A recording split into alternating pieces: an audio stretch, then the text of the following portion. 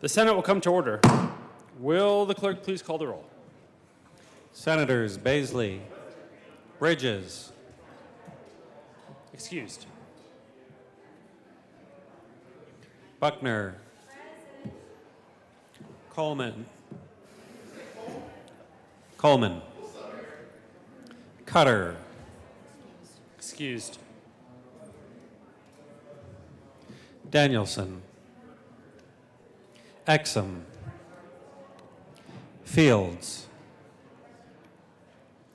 Gardner,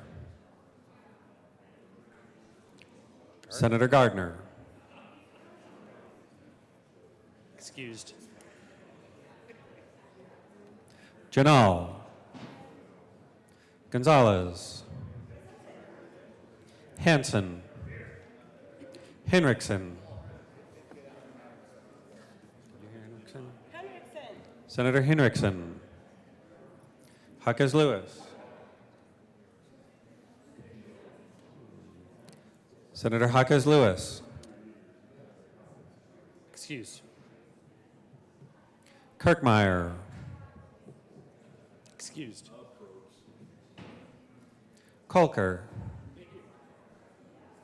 Liston.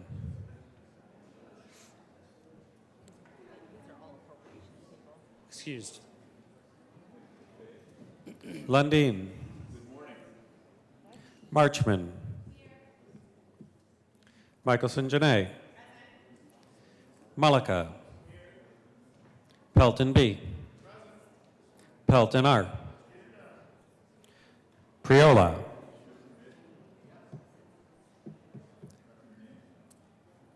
Excused. Yeah, sorry, he's unopposed too. Rich. Roberts. Rodriguez. Simpson. Smallwood. Sullivan. Van Winkle. Will. Winter. Excused. Oh, thank you. Zenzinger. Excused. Senator Cutter.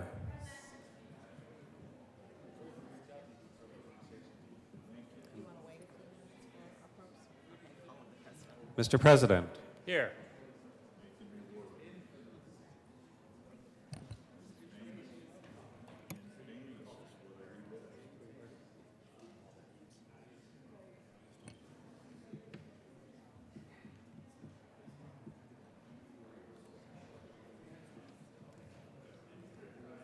Senator Gardner.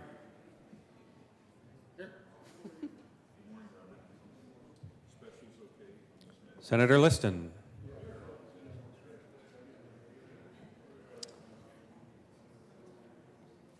I'm not sure. Mr. President. Here. Correct, 27 million. Is that correct?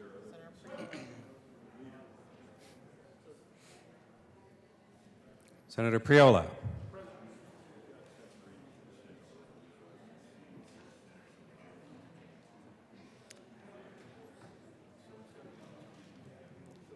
The morning roll call is 28 present, 0 absent, 7 excused. We do have a quorum.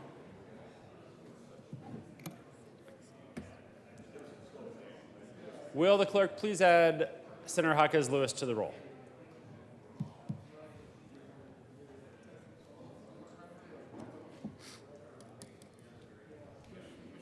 Senator Pelton, R. Would you please lead us in the Pledge of Allegiance?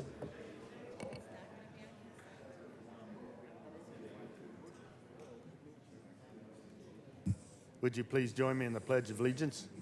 I pledge allegiance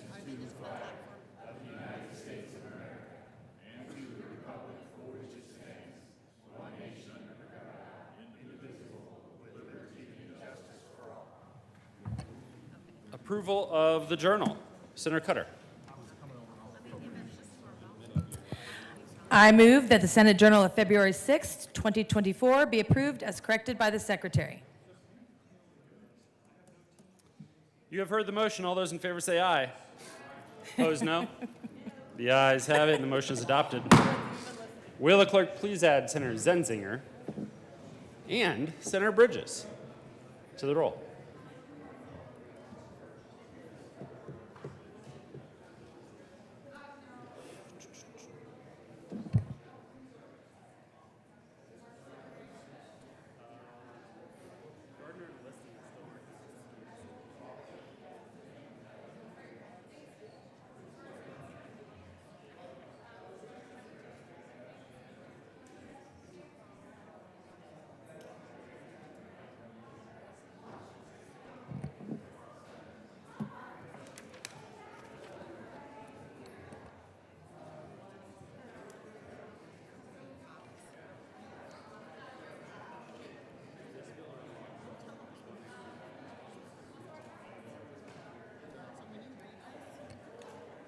This one, it's a co-prime. It's Mullica and Will. Mullica, because we're gonna keep going, but it wasn't fixed in clicks.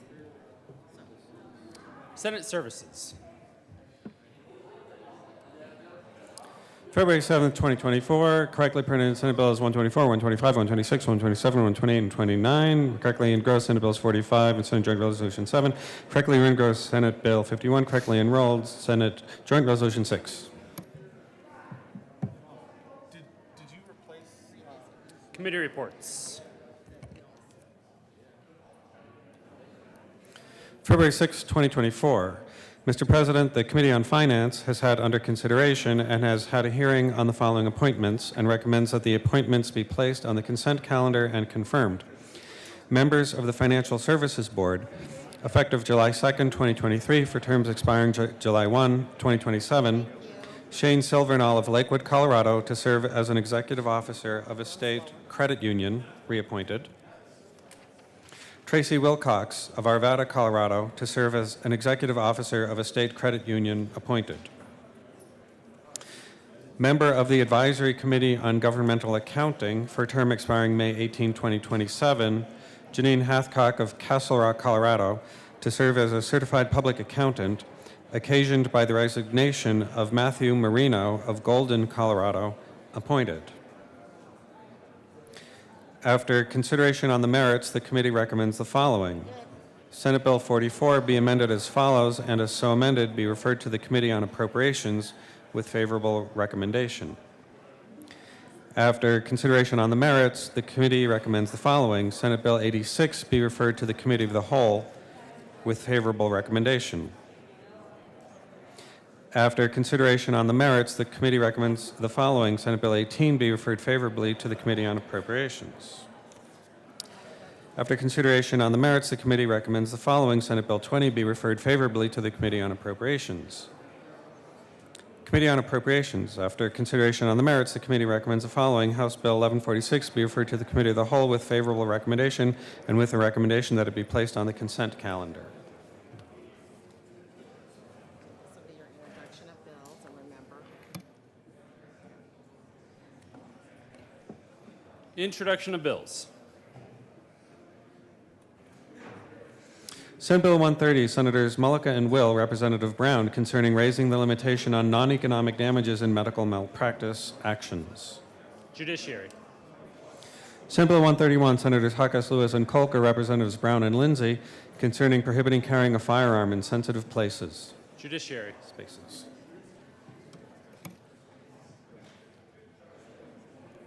Third reading of bills. Consent calendar.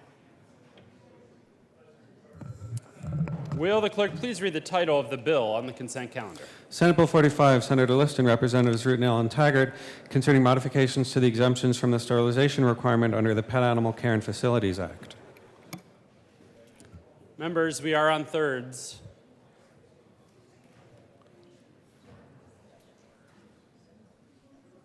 Majority Leader Rodriguez. Thank you, Mr. President. I move for the passage of Senate Bill 45 on third reading of bills consent calendar. Is there any discussion? Seeing none, the motion is the passage of the bill on the third reading of bills consent calendar. Are there any no votes? Mr. Minority Leader. Mr. President, good morning. I request to be recorded as a no vote on Senate Bill 45. Senator Lundin will be recorded as a no vote on Senate Bill 45. Senator Van Winkle. Thank you, Mr. President. Ditto, please record me as a no vote on Senate Bill 45. Thank you. Senator Van Winkle will also be a no vote on Senate Bill 45. Senator Baisley.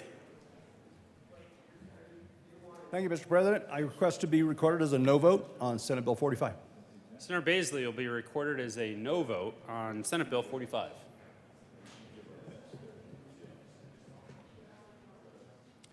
With a vote of 30 ayes, 3 noes, 0 absent, 2 excused, Senate Bill 45 is passed. Co-sponsors, Senators Roberts,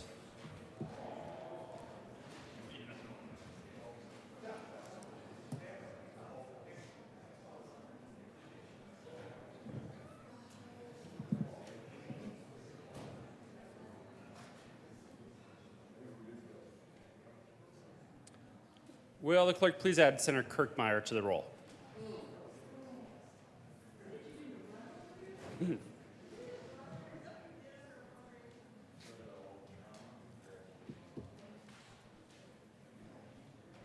Special orders. Second reading of bills. Majority Leader Rodriguez. Thank you, Mr. President. I move that the Senate take up House Bill 1146 on special orders at the hour of 9:22. The motion is that the Senate take up House Bill 1146 on special orders at the hour of 9:22 a.m. This does require a 2/3 vote. All those in favor say aye.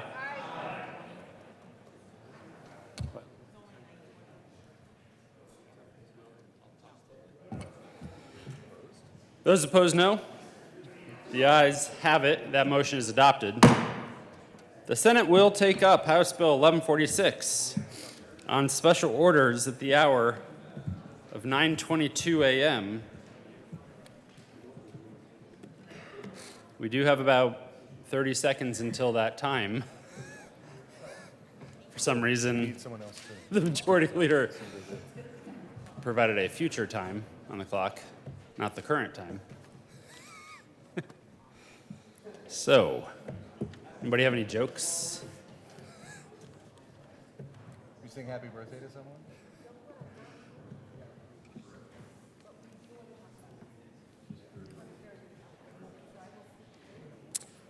Special order, second reading of bills, Senator Henriksen.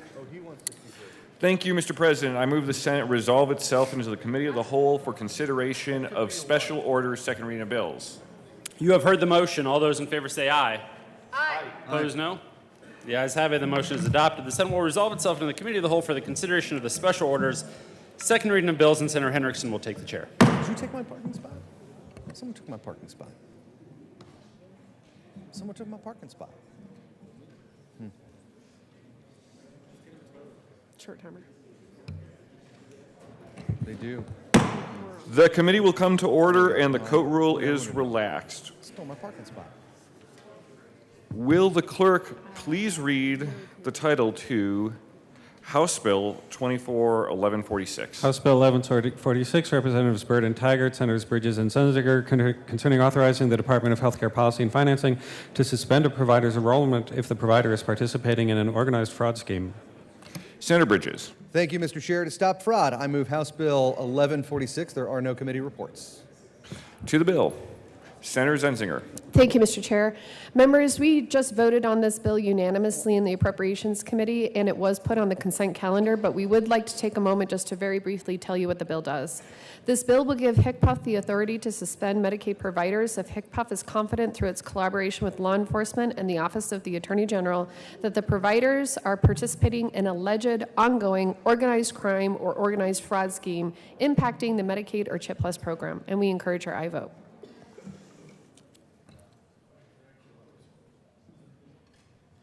Senator Gardner. Thank you, Mr. Chair. Members, this bill came through the House very quickly, was introduced and placed on the appropriations calendar this morning as a committee of reference and was voted out unanimously and could have gone on consent and could have very easily been forced to wait on the regular calendar. We've placed it on special orders. I and perhaps others have asked that it not be on consent for the simple reason that we need to place on the record why we are acting in an expeditious manner and that things were duly considered.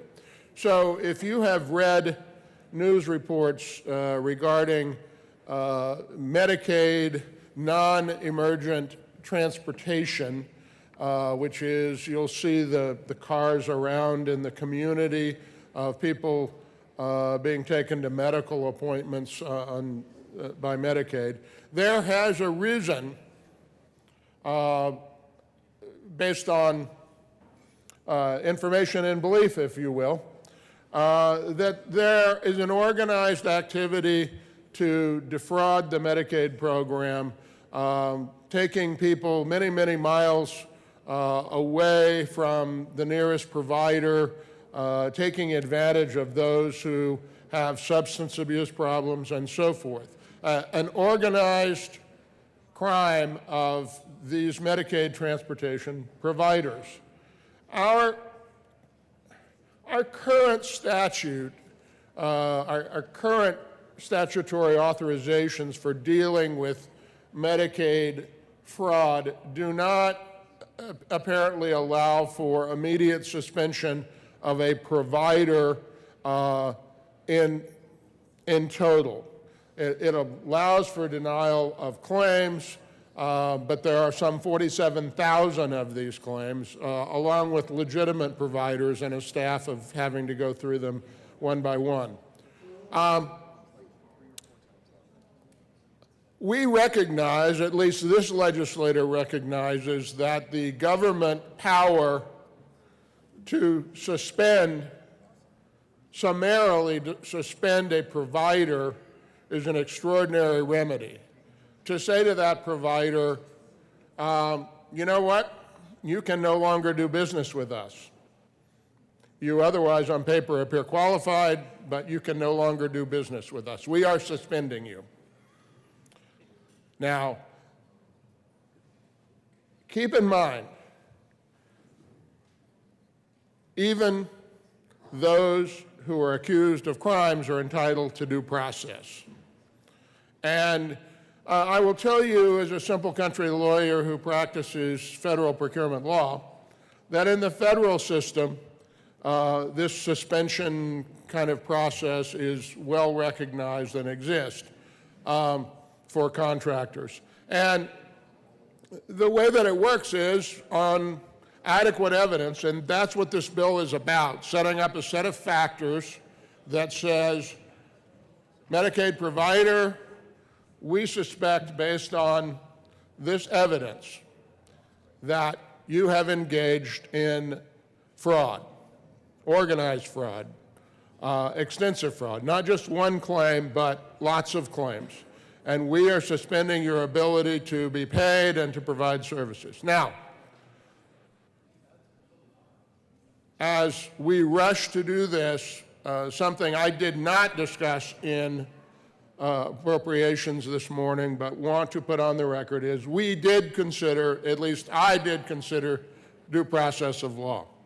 So a suspended provider will be permitted, if not under the process that already exists for these claims, will, under Rule 106 of the Colorado Rules of Civil Procedure, be permitted to immediately go to court and ask a judge to be reinstated or to enjoin HCBUF from doing what they do. And I suspect if they do, that the Attorney General will have adequate evidence to show the court in any case that's taken, in any action that's taken, that that suspension is justified. But it is important, citizens, legislators, that we take a moment and say the power of government is, as we rush to do this, is not unrestrained. It is subject to judicial review to ensure that, yes, that is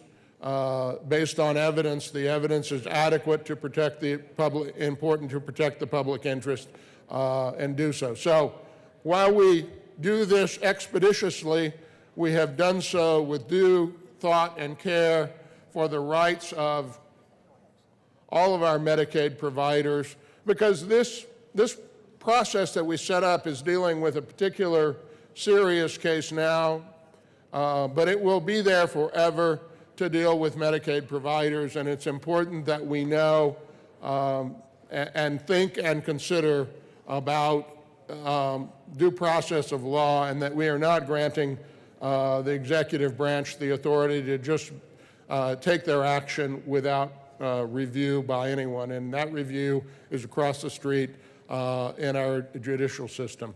I appreciate your indulgence. Again, a year from now, or 5 years from now, or maybe a month from now, a court will say, did they even know what they were doing? Were these things considered? And it is important that we make the record of why we're doing this morning. I thank the sponsors of the bill. I have to say, and I commented this morning, while other legislative bodies in higher levels of government than our own, maybe they're not higher actually, but in other levels of government than our own, may have difficulty dealing with serious problems and doing so quickly in a way that protects our citizens, but not in the Colorado General Assembly, despite all of the difficult issues. When we have consensus about what is a problem, we can act quickly to protect the citizens of the state of Colorado and to respond to the needs of our constituents. Thank you, sponsors, and thank you, colleagues. Senator Zenzinger. Thank you, Mr. Chair. And members, just as my colleague said, there are a number of protections that were written into this bill. And you might wonder, why do we even need to do this in the first place? Don't we already have the authority to crack down on fraud in our Medicaid system? Well, we do, but it's a limited ability. Currently, HCPF has resources and processes that are intended to help Medicaid providers understand their billing errors. We have people who are in place who help with compliance challenges or program violations, and providers can already correct these issues while still serving their Medicaid members. The current structure is also designed to address a limited number of identified fraudulent providers every year. Existing Medicaid processes and resources, however, are not designed to conquer and overcome or even keep pace with an organized crime or organized fraud scheme of a large magnitude, which is what we are facing, such as hundreds and hundreds of providers, practically speaking, thousands of providers that are associated with a fraud ring entering the state over a short period of time with the intent of defrauding the state without regard to health, safety of its Medicaid members. So in addition to giving the department the limited authority to be able to shut these things down immediately and suspend the provider, it also prevents them from continuing to defraud the public, our members. It takes into consideration their safety as well. So recent events, as were alluded by my colleague, that have been illustrated in the newspapers and on the news media have illustrated an event that has come to light about a very high volume of providers that are affiliated with an organized crime or fraud scheme. And they tried to enter the state all at once, and the current authorities, processes, and resources in place are just woefully insufficient. And so with that, we ask that you pass this bill today so that we can give the department the requested authority to suspend providers and also suspend their ability to provide services to Medicaid members who are submitting fraudulent claims. And with that, I ask for an aye vote. Seeing no further discussion, the motion before the body is the adoption of House Bill 24-1146. All those in favor say aye. Aye. All opposed, no. The ayes have it, and the bill is adopted.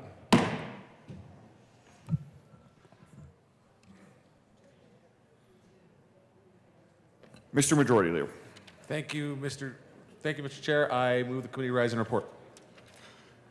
The motion before the committee is to rise and report. All those in favor say aye. All those opposed, no. The ayes have it, and the committee will rise and report.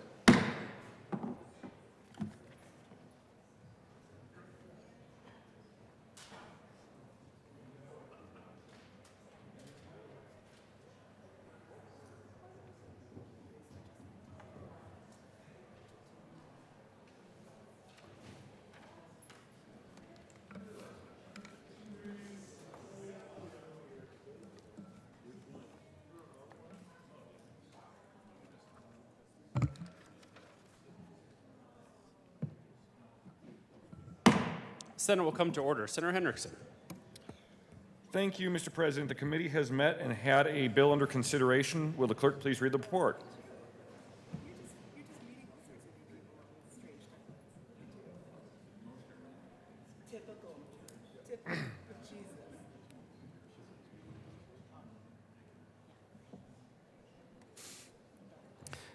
February 7th, 2024, Mr. President, your Committee of the Whole begs leave to report it has under consideration the following attached bills, being the second reading thereof, and makes the following recommendations thereon. House Bill 1146 passed on second reading and ordered revised and placed on the calendar for third reading and final passage. Senator Hendrickson. Thank you, Mr. President. I move for the adoption of the report. The motion is the adoption of the Committee of the Whole report. Are there any no votes? With a vote of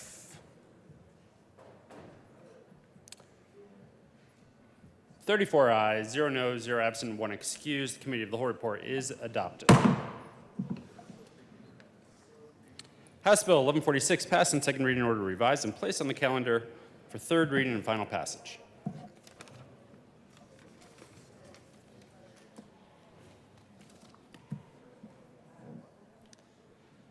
Announcements.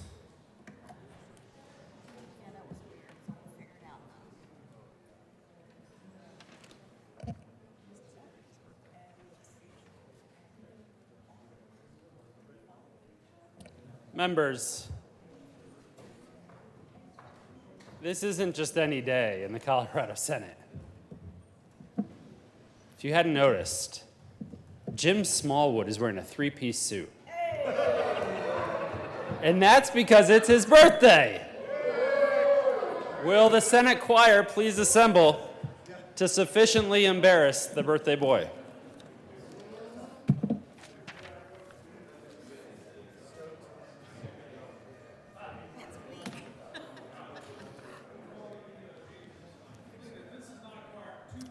They're coming. The whole congregation is coming. Where'd the beats come from? Yeah. Happy birthday to you. Happy birthday to you. Happy birthday, dear Jim. Happy birthday to you. May the dear Lord bless you, shower graces on you. May the dear Lord bless you, Jim. May the dear Lord bless you. Happy birthday.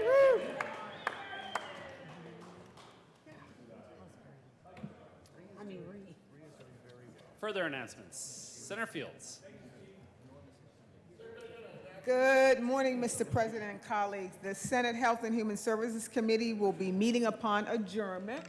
We'll be meeting in about 15 minutes in SCR 357, and we have 3 bills for consideration. Thank you. Senator Priola. Morning, Mr. President. Members, today in Transportation and Energy, we'll be hearing Senate Bill 79, Senate Bill 91 will be heard at a later date as it's being rescheduled. Senator Buckner. Thank you, Mr. President. Education Committee will meet today at 1:30, room 357. We have some appointments, and we also have Senate Bill 69. Thank you. Senator Gonzalez. Thank you, Mr. President. I always wonder whether I should come and do another moment of personal privilege or whether I should just make an announcement. But I think for today, Mr. President, You don't have to do either, actually. if you it's don't want. true. It is in the calendar. But I will make the announcement that we are going to hear the Senate. We will be meeting as a Senate Judiciary Committee today at 1:30 in the old Supreme Court. We will be bringing forward Senate Bill 2412 for action only, Senate Bill 63, Senate Bill 64, and then SCR 001. We will be hearing the bills in that order. I look forward to seeing you all there. Thank you, Mr. President. Senator Pelton. Thank you, Mr. President. A couple days away, but Friday morning, the Colorado Association of Naturopathic Doctors are going to have a gathering and breakfast over by the old Supreme Court, so come by and get to know them. Senator Simpson. Thank you, Mr. President. Just a reminder, the Colorado Independent Cattle Growers Association invites you all to lunch today across the street in State Services Building Room 603 from 12 to 2. Come catch up with the cattle growers. Cleve, what are they serving for lunch? Lasagna. Senator Will. Thank you, Mr. President. This is for Western Colorado University. Tomorrow, February 8th, Old Supreme Court Chambers, second floor here at the Capitol.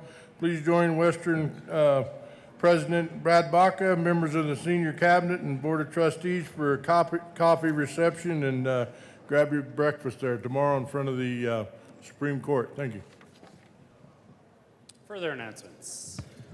Thank you, Mr. President. I move that the Senate recess until 12 o'clock today. Colleagues, you do not need to come back unless you wish to. We are just going to be reading bills across the desk.